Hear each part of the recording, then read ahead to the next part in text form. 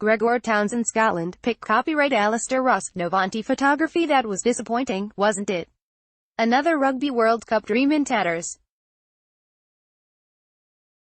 Now that the dust has settled and the Scotland players are back at home, or still on holiday, although the legal rumblings may continue, it's time for the rest of us to take stock. The 2026 Nations is just over 3 months away.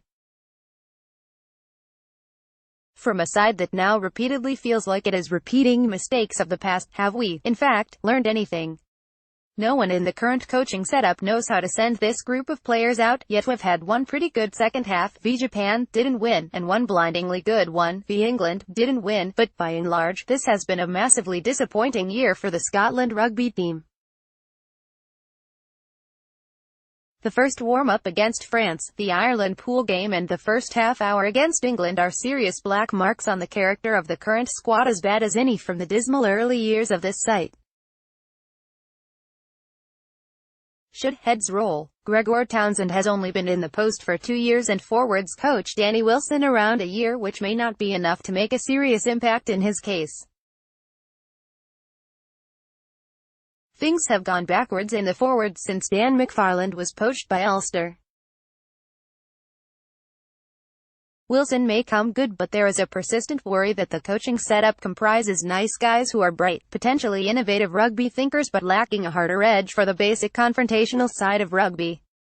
We don't really know what Vern Cotter is like behind closed doors. He came across as quiet and decent in press conferences but then murdered the odd rabbit. But despite a worse record than Townsend, the persisting impression remains the taciturn Kiwi was hard, he got them fired up, and Tooney and his lot don't.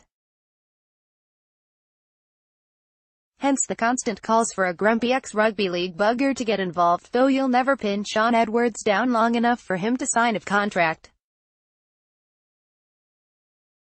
Vern Cotter. Pick copyright Al Ross. Novantae Photography. The levels of execution have also dropped.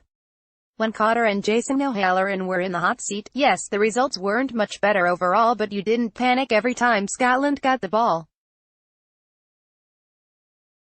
Attacking play felt natural and confident, not rudderless. When the team got the ball in space, you'd think, it's on, and quite frequently it was, even on days when Finn or Hoggy weren't playing. Some of that verve continued into the early Townsend years. Think the near miss against New Zealand or demolition of Australia, but it seems to have been replaced this year by mistimed or forced passes and endless knock-ons. We still see verve, but more commonly against underperforming or lower-ranked teams. Has our current approach been figured out? Skills coach Mike Blair may be under a microscope, but the suggliest peg looks like it belongs to defence coach Matt Taylor, rumoured to be wanted by former director of rugby Scott Johnson to be part of the post-Shaka Australia setup he is overseeing, a setup that may also claim Warriors coach Dave Rennie. O'Halloran was also recently coy about his long-term ambitions here, with a young family back home in New Zealand perhaps pulling him away from a move up the rungs of the Glasgow or Scotland setups. He may even follow Rennie wherever he goes. If we need freshness for freshness' sake, then that could be the most face-saving option. The possibility of another toured Six Nations cannot be glossed over, especially with Ireland, who had a poor World Cup and looked as bad against New Zealand as we did against Ireland, and World Cup finalists England first up. Yes, you can build for the future. But to squander the talent we have now would be callous towards fans, and a generation of players hitting their peak years, in the extreme.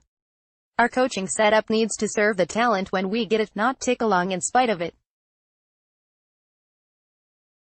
We don't play the fastest brand of rugby in the world right now, Japan do. If that wasn't patently obvious before we exited the World Cup, it is now. Back when no one was really doing it outside Super Rugby, a fast offloading game executed with high precision seemed innovative and fresh, and an alternative to rugby league defenses, despite it harking back to classic rugby of the past in its simplicity, and being remarkably similar to what the New Zealand teams have done for the last decade. Now, were we to say anything of the sort was our intention, we'd just look like we were copying Japan. Under Jamie Joseph and Tony Brown, they have almost perfected the system in the time it took us to conceive it and subsequently fail to master it. Scotland do still look capable of this sort of attacking play in patches, but unlike Japan's game plan, it is not allied to a furious refusal to let go of the ball. Our execution is riddled with knock-ons, players getting isolated in possession and scattergun kicking, which takes the foot off the pedal all too easily. With World Cup finalists England and South Africa proving that physicality and defence really are more important than attack in Championship rugby, it seems difficult to show how such an approach could work today at the very top level, even 100% error-free. Is it a plan that can work for us, or for anyone? Japan were throttled by Springbok power. Townsend seems to be retreating a little towards a game plan that features more tactical kicking, now a requirement to take the pressure off from the suffocating rush defenses that always shut us down on the big occasions.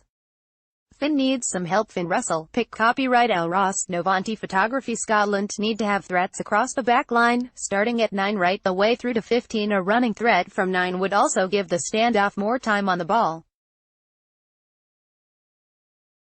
At the moment our attacking plans absolutely need to revolve around the swashbuckling instincts of Finn Russell and Adam Hastings at 10, but not to the exclusion of an attacking threat in the midfield, as seems to be the case currently.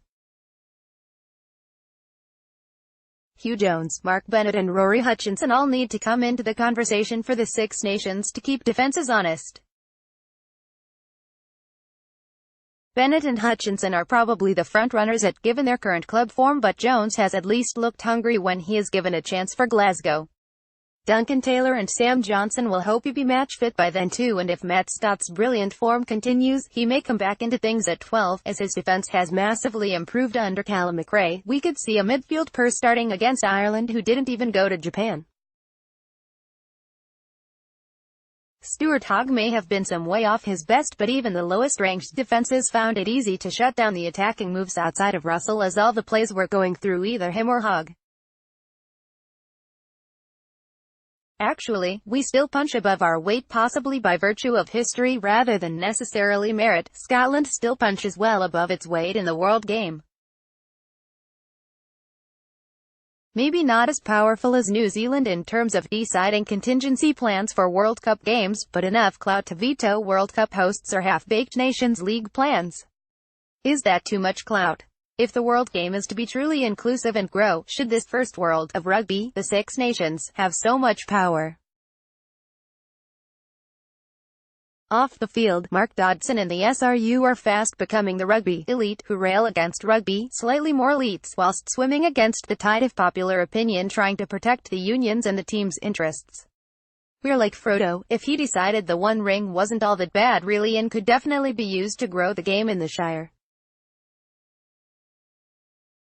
Then he takes it off and Eddie Jones has moved in next door and we're locked out of a 17-test series between Mordor and Gondor. In short, they're rapidly undoing the work of a few years where we'd become many supporters' second team due to the enterprising style of rugby played. By and large, the on-field performances keep us above water, which is not bad for a team with so few registered rugby players, let alone a selection pool probably not far off 100 men in terms of the national team. With a new system in place to collect registrations, the SRU recently announced a figure of 36,207, which is believed to be more accurate than recent amounts quoted. It's not a lot. Jamie Ritchie has hit the ground running. I think I said this about John Barclay way back in 2007, and that didn't pan out, but Ritchie looks like he will be a mainstay of the team for years to come. Give him the captaincy now and let him lead the team towards 2023. Our leadership group will look quite bare shorn of Wilson, Laidlaw and Barkley, who may not retire just yet, but will not be at the next World Cup. So with only McInally, Johnny Gray and Hogg likely to be still in the mix, we need to lay the foundations now for the next batch. Jamie Ritchie and Magnus Bradbury, pick copyright Al Ross, Novantae Photography. Townsend being forced by injury and form to play Ritchie and Bradbury could be hugely helpful to the development of this squad. You wouldn't want 2023 to be their first taste of a World Cup, and now, luckily, it won't be.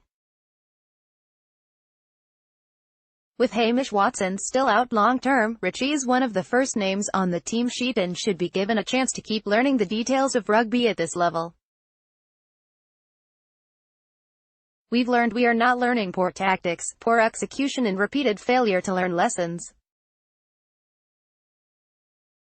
Even the players are now openly talking about how hard it is to figure out why they play the way they do, occasionally brilliant, usually frustrating.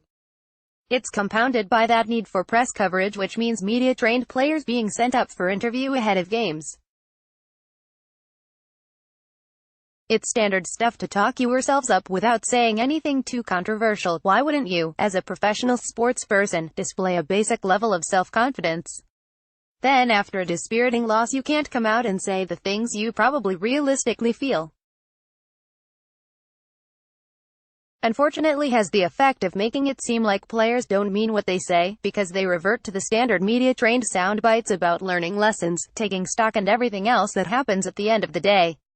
If you look at the World Cup as a whole, very few teams actually performed consistently at their own very highest level. England reached it once against New Zealand, Ireland once against us, South Africa once in the final, although they managed their trajectory best.